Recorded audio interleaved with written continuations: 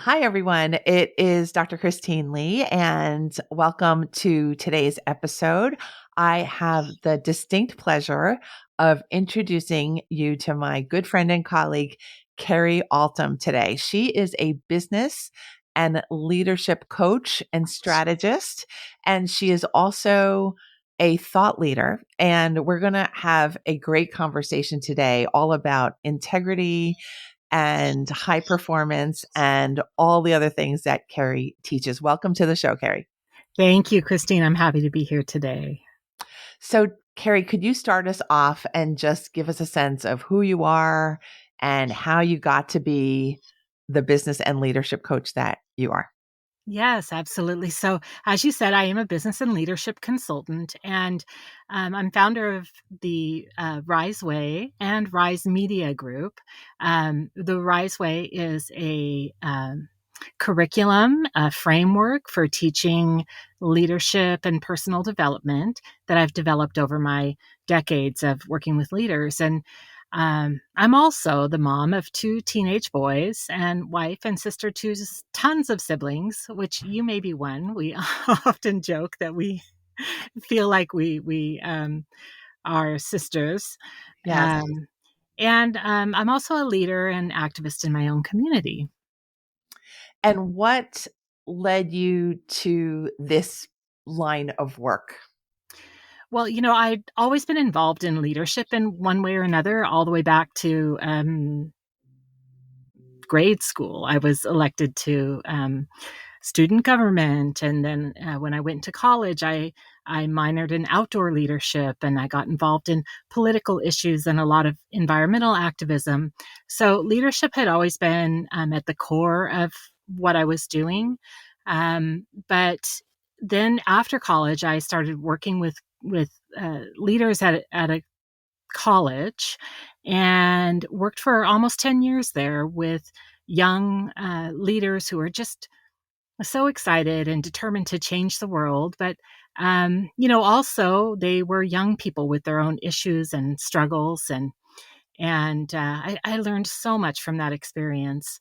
But I went from college campuses to working with in boardrooms, um, working with small businesses, and then even startup companies. And of course, after decades of doing that kind of work and working with a range of different kinds of leaders, um, I came to see these common patterns and these common struggles.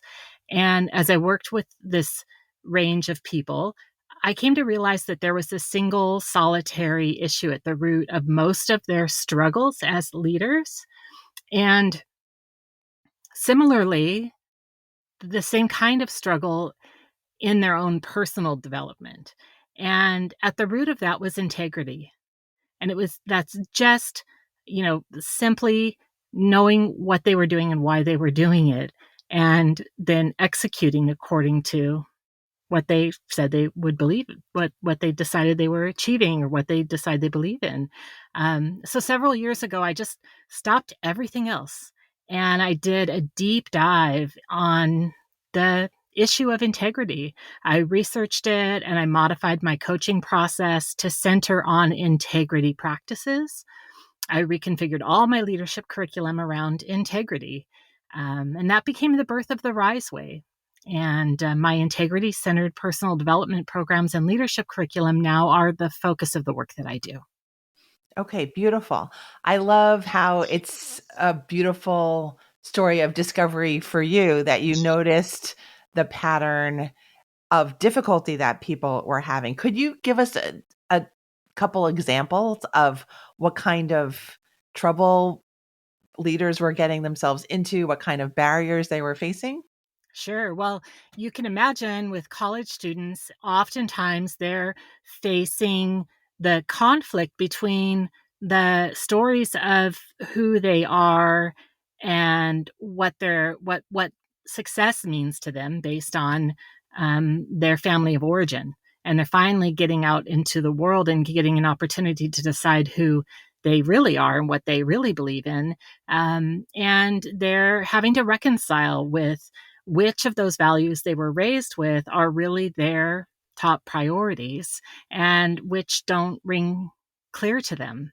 And then on the other end of the spectrum, I've worked with a lot of political candidates. I manage political campaigns, and I am now a strategist for political campaigns. And that can there's a specific issue that candidates have to struggle with, because there are the issues and the opinions that poll well, right? That people are responding well to, that people say are their priorities, and then there are the areas of expertise and the issues that are the highest priority to the candidate. And I will never work with a candidate who I know has one set of values, but is wanting to present themselves as having another set of values in order to win. Um, the key to being able to be a really successful candidate who can be reelected and serve effectively in the long term is being somebody who has identified who they are, what they believe in, what their core values are, and they can convey that in a way that people can relate to. It builds trust and it builds a sense of authority. And when you do that, then you're able to be elected on the issues that matter most to you, as long as you acknowledge the issues that are important to others as well. So, those are a couple of examples. Christine, one of the things that I think is really interesting about integrity is that it has become kind of a popular term, right? Yes. And a lot of people mention it here or there, but they say things like, integrity is when you do the right thing, even though nobody is watching. Or integrity is when you do what you say you're going to do. And while I'm glad that integrity is getting playtime, I really want to be clear that those are outcomes of integrity. Those are integrity-centered actions that you take. But those alone do not constitute a life of integrity. Doing the right thing, the quote unquote right thing, depending on, what society you're in or what values you're adhering to, um, is a good thing to do. But if we're going to live our full life and fulfill the meaning and purpose of each of our individual lives, we got to look deeper than I conformed with the norms of what is right or wrong, therefore I have integrity. Not true. So integrity is when you have defined who you are. Integrity is when you know what you believe in, and you understand the values that motivate you, and then you get really conscious about aligning your thoughts and your words and your actions around those core values. And when you have that alignment, that's integrity. So yeah, that I get a little riled up about it, because I do think it's so important that we understand integrity requires us to do some work, some reflection, some understanding about who we are. I love your explanation. So thank you for being so passionate about the topic and for explaining in really lovely and helpful detail about what living with integrity means and how it plays out. And I find myself having the question for you, what are the factors that lead people to be really confused about what their values are? And maybe if they're not confused, that they're not feeling the need to kind of understand what's driving them. I think the word that comes to mind is confusion, that people are acting and they're working and they're trying to build things, but they're not really getting centered in any way. So, what are the factors that contribute to not investigating what your integrity is? One of the things that people fall into easily is believing false stories. So this may be believing the stories of, again, the society around them. just conforming to societal norms. It can be believing the stories of your family, um, or a faith tradition, um, or there. It's just amazing the power that story has. And I know for you as a psychologist, you understand the way that language works in our brains, and that stories dictate a lot of our thinking processes.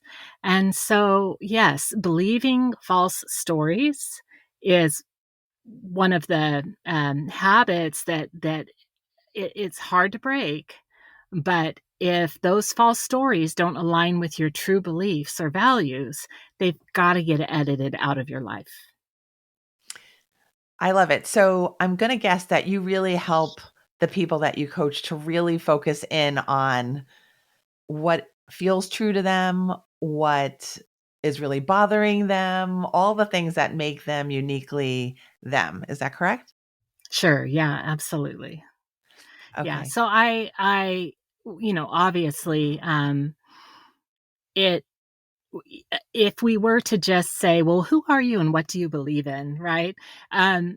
People can easily just come up with simple surface level stuff. You have to go deeper. Yes, we have to do some values exercises. We have to do some visioning. We have to really explore from a few different angles.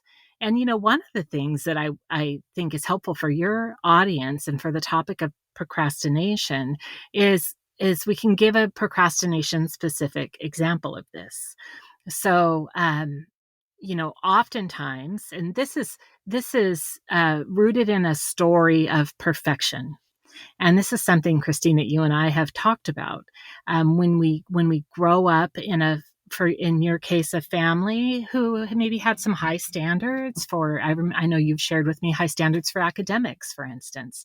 And for me, I feel like I grew up in a society where I came from a small rural community, but I grew up in the 1980s and mass media became available to me even in a rural community. And so I was exposed to our society's standards of beauty and performance and what does it mean to be a successful modern woman. And so there were these ridiculous standards that I could, nobody can ever fully meet. And it's easy to uh, see that perfectionism and believe that it's the standard that you have to maintain, right? And so I think a lot of people will adopt this thinking about these perfectionist stories, right? So they adopt these standards of perfectionism and they tell themselves the story that um, I'll do it. I'm not going to do it now. I'm not going to follow through now because I can't do it perfectly, because I can't meet that standard. I'll buy myself a new outfit when I've dropped 20 pounds, or I'll take myself on a vacation when I, you know, have achieved certain things, and not until then. So we set these standards, we adopt these stories that really don't align with who we are, with what we truly believe, with what we truly value. And we just run those stories in our brain, and the way that those stories are fear based is that we believe that society expects us to meet those standards. And that if we don't, or our family expects us, or whatever it is, our boss expects us to meet these standards. And if we don't, there will be consequences. And we understand why we have these fear-based stories. I think most people recognize, most people know that our brain, evolved over time, and that we have programming that is in the primitive part of our brain.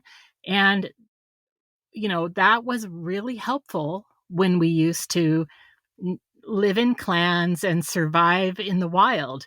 There was very little margin of error to make mistakes, and so we we having this perfectionist tendency served us well.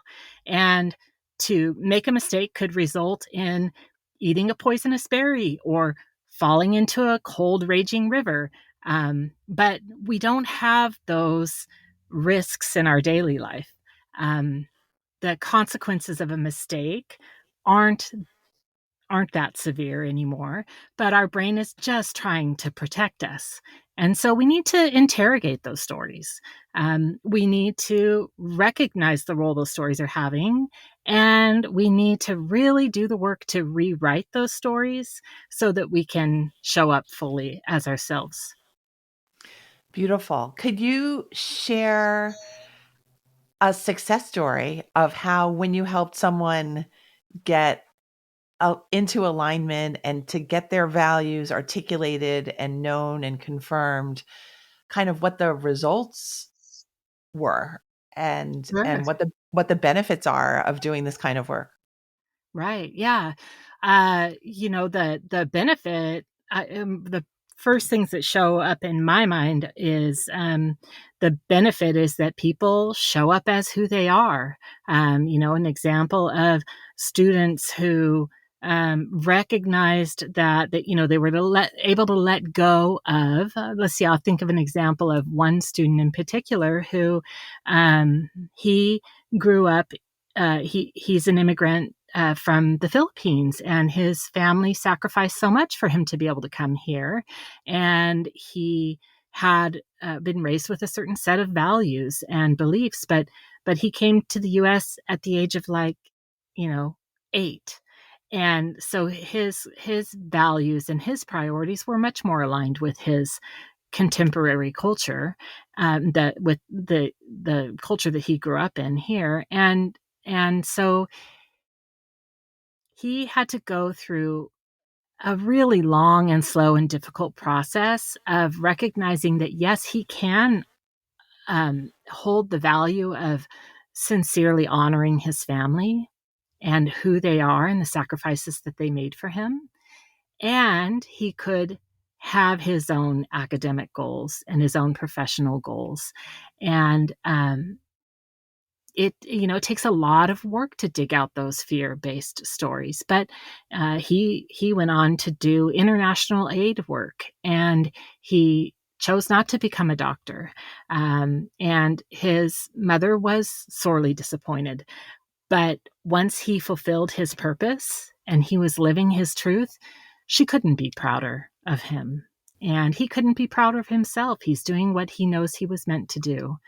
And I can give you an example of the way that we would do something like that. Is that helpful? Sure, that would be great.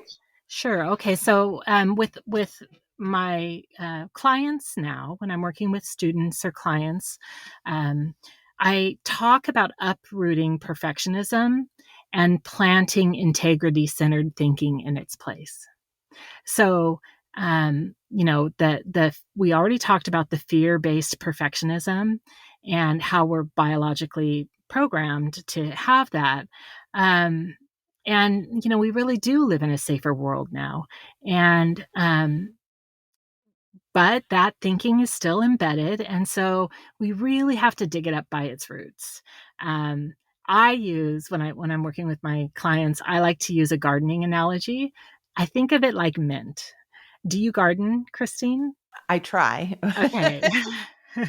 And have you had mint in your garden? I have. And you know what it does, right? Yes, And for yes. those who don't garden, mint is so wonderful. It's beautiful. The leaves are green. It just looks lush. It thrives no matter what. And you could be tempted to plant it just anywhere and think that you've done a good thing. But the truth is that mint is invasive, and it sends out shoots, and it puts down roots all over the place in a lot of places that you don't want it to be.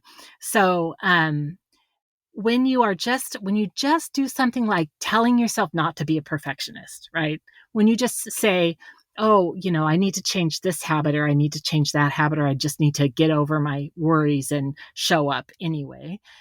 That is similar to just plucking a leaf of mint or just plucking a sprig of mint. you're just not getting at the root of the problem. The roots are still there, and the perfectionism is just going to pop up again. And it just spreads into every aspect of your life. It spreads all over your garden. And the more that you try to either ignore it or just pick at the surface level, the more it's just going to continue to spread and undermine you. So instead, I encourage people to think about their fear-based thinking like those roots of the mint.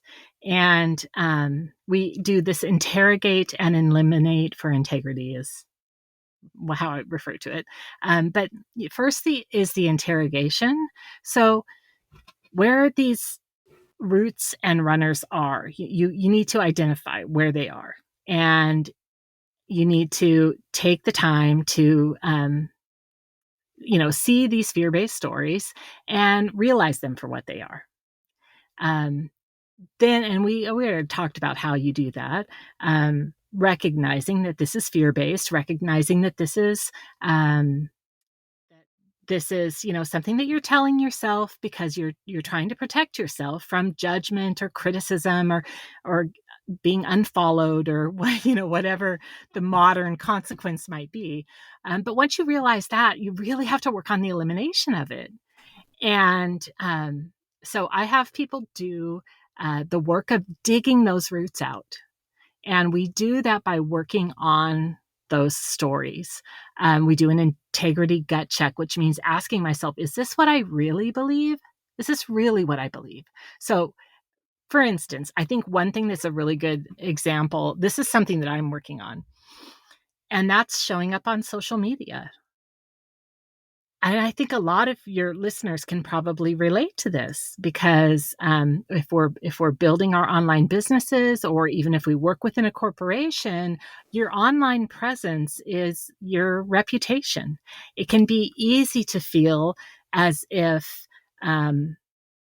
showing up, making a mistake online, or showing up without the right filters, or showing up without the perfect hairstyle is going to be something that people will judge and will have a negative consequence, right? So there's this perfectionist attitude about it. So what I do with something like that, here's what I do with myself. I ask myself, is that standard of beauty and appearance and quote professionalism my belief? Is that my value? And when I ask myself that honestly, I see that in the case of social media stories, what I really value are the women who show up authentically. I really value the women who show up with their real and they're flawed and they're honest about the struggles in their lives. And I find those social media accounts are the most valuable to me.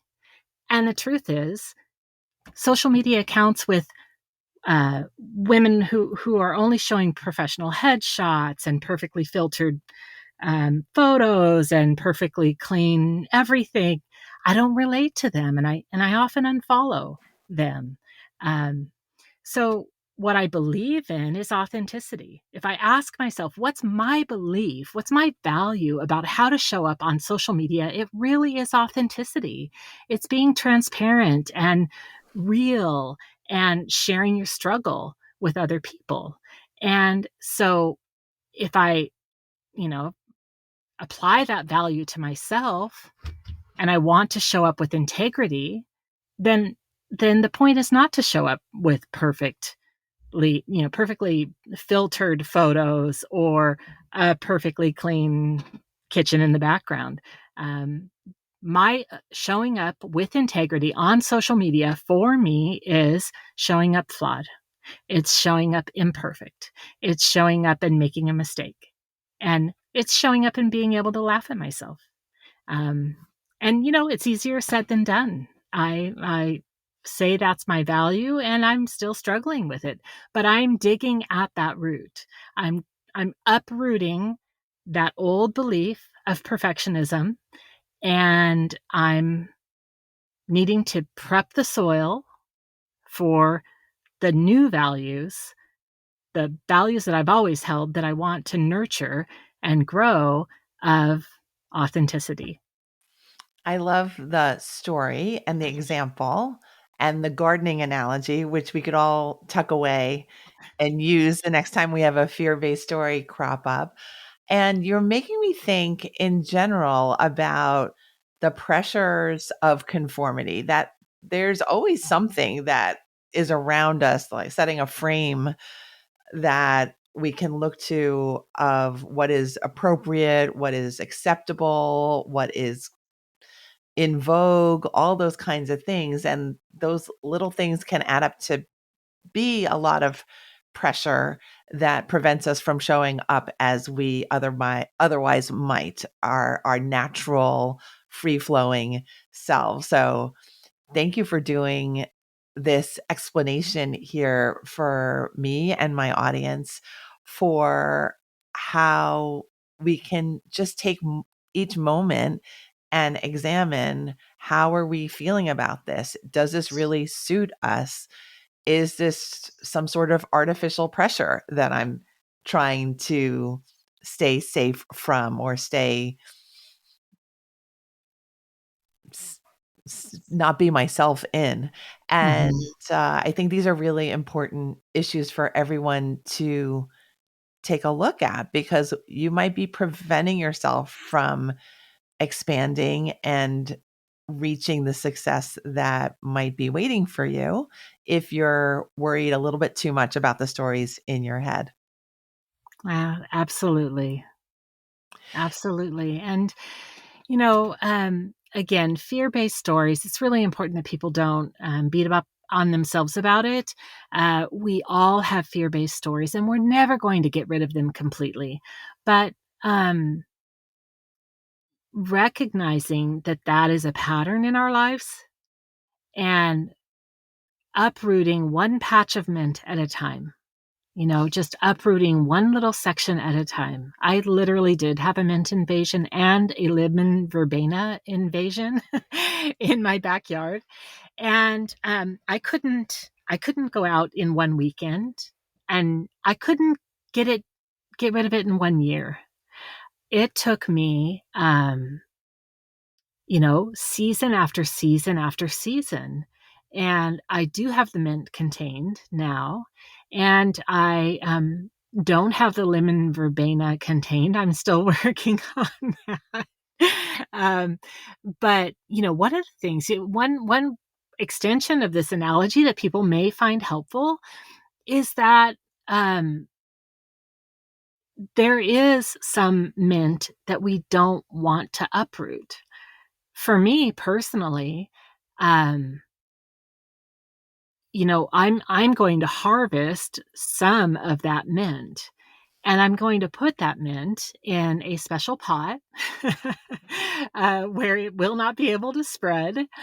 But I am going to grow and nurture that mint. And one example of mint that I want to grow and nurture would be, for instance, for me, um, with my writing standards. If I'm going to write something to be published in a professional publication, if I'm going to write an article or an op-ed piece, I want it to be pretty darn close to perfect. And I certainly don't want grammar mistakes. I don't want punctuation mistakes. I'm going to have a high standard. There is a time and a place for that. But it's important that you be aware of it. And it's just important that you recognize the best way to nurture it and grow it and keep it contained and not let it spread all over the place and, invade your sense of who you are and the way that you need to show up in the world. I love it. Thank you for being a leader and a coach, and so good at explaining these difficult dynamics within each of us. I think they're so important to talk about, because we don't oftentimes have a communal space to talk about these personal things. Mm-hmm. So I love your work. Thank you for being who you are. Can you please share with us how our audience might connect with you and work with you? Absolutely. Yeah. I encourage everyone to find me on Instagram, where I am going to be showing up more authentically. And my Instagram handle is Kerri_Altom, and it's spelled Kerri_ALTOM.